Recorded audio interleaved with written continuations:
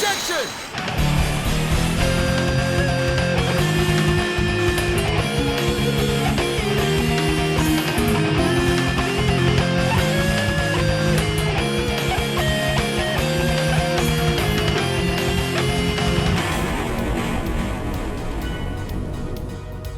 It's a cacophony of calamitous cryptid conundrums as today we take a look at the G5 5-issue series, Camp Bighoof. The story's subject matter, of course, surrounds the legendary Bighoof, clearly being a parody of the classic cryptid monster, the Kraken. So what's the story? Well, it seems our heroes have started a campsite for the summer, created for ponies of all races to have fun, make friends, and to train and harness their various race-based skills, such as flying, flora magic, and telekinesis, with magic now returned to Equestria. It's like a shorter version of Professor X's school for the gifted, except less lawsuits and death. But in all seriousness, I do like the concept. We saw a little bit of ponies exercising their magical abilities, like with the Earth ponies practicing in the Maritime Bay Community Garden or Zipp's flight school. But this is really the first time seeing unicorns, pegasi, and Earth ponies come together in a single place to practice their magic in a single secluded environment. This allows them to learn not only about themselves, but also create a symbiosis of understanding of how each of the three races can operate and work together towards a common goal.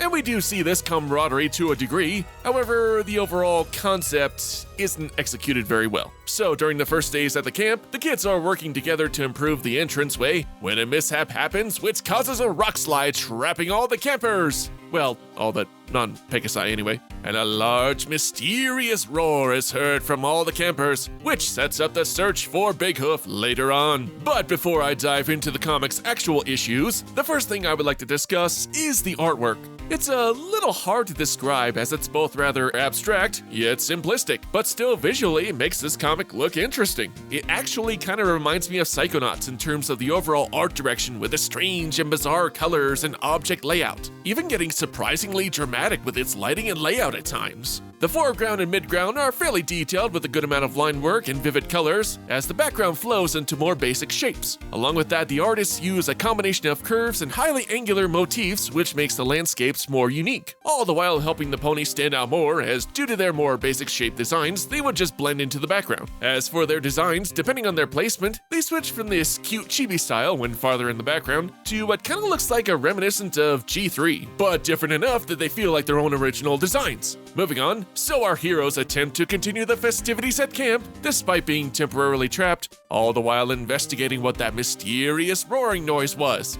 Now, the first question anyone would have at this point after the rock slide is, why don't Zipp and Pip fly off and get help? Well, they actually address that in the beginning of the second issue, but they basically say that despite being derelict, the Royal Sisters can fly off at any time if there is an emergency. Yeah, I would love to see Zipp and Pip explain their reasoning to all the worried parents about why their kids were never sent help in the first place. You know, if it was just our main cast camping by themselves, I could buy it. But the fact that kids are involved near a rock slide and such a thing could potentially occur again? Oh no. In any real situation, camp is over. Rebuild and try again next year. I can hear the lawsuits already. Okay, so ignoring that one, the first issue that crops up rather quickly is the wasted potential with the campers themselves. We set up this scenario where kids from all pony races come together in a single place to safely practice their abilities, which can lead to a lot of interesting ideas and outcomes, but we barely interact with them. While there are several kids here, there are clearly a few kids who have a distinct look that makes them look like they'll play more of a role than just a background character in the story, like this kid with the green mane who's homesick, and Sunny helps ease his anxiety. It was a nice scene, but I wish there was more of that. There's also this blue chipper Pegasi with a cute, unique design, or this other Pegasus who's a brooding goth that stands out from the others. But again, after the first issue, the campers are kind of forgotten and really don't have any identity. And instead of a wide variety of camp activities or events that show the progression of the kids' magical training, pretty much the kids are relegated to hard labor at clearing the landslide. That final act of clearing the way should have been the culmination of their training and fun activities they did at the camp, with the kids learning to work together or helping kids out with their issues, and finally freeing themselves. But no, the actual camp element is just off to the wayside. Hitch even calls Zipp and Sunny out, with them shirking their responsibilities, especially Sunny, who is the one who organized this whole camp in the first place. The entire concept behind this camp feels just like an afterthought. which leads to the main problem with the Camp Bighoof comic, that being Bighoof. Now, initially after the rock slide incident, Zipp and Sunny go around the canyon to discover what the roaring sound was to make sure that there aren't any dangerous animals around, which is actually a decent logical step, along with them using a grid system to help clear out the areas. Though after finding nothing, they return to the camp mess hall and— Holy shit, it's a Bigfoot!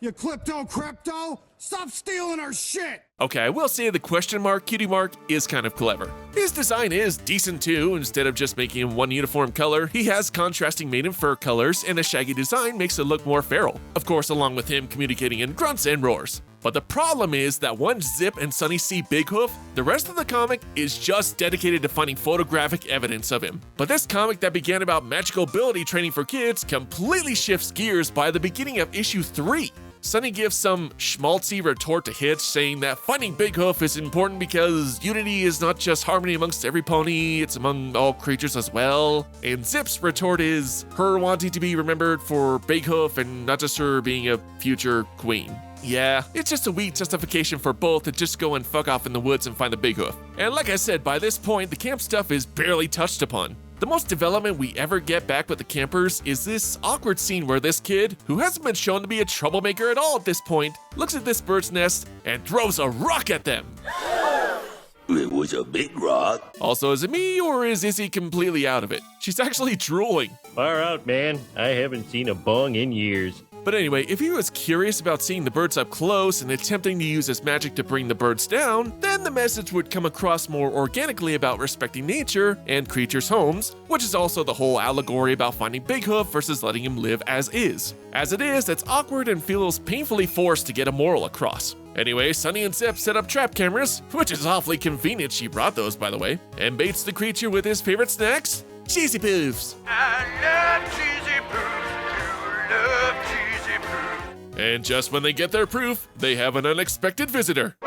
Son of a bitch! It is a Bigfoot! Jesus Christ! Oh no, Bighoof is here! The mysterious creature could eat them, or tear them apart limb from limb, or he's a cheeky little bastard. No, actually a gentle giant, and it's revealed that it's the mother that also has a son. Sunny and Zipp also realize that the father is trapped outside of the rock slide, hence the roaring. Calling back to that earlier scene, Sunny and Zipp realize the importance of respecting nature and creatures, and begrudgingly destroy the evidence. Thus the story ends with the rock slide cleared by the kids, the two reuniting the Bighoof family, and Sunny and Hitch inundated with child endangering and labor lawsuits. So, that was the Camp Bighoof comics, and I gotta say, they're pretty forgettable. There aren't any major character revelations or any interesting interactions in general. The artwork is really the only thing that is memorable about this comic, but the characters are just going through the motions, and instead of a potentially interesting plot about training kids to improve their magical abilities, all the while having some interesting bonding, has been thrown to the wayside for a mythical creature hunt. I guess the writers figured that a magic training camp wasn't interesting enough on its own and threw in this Bighoof element that just honestly feels intrusive.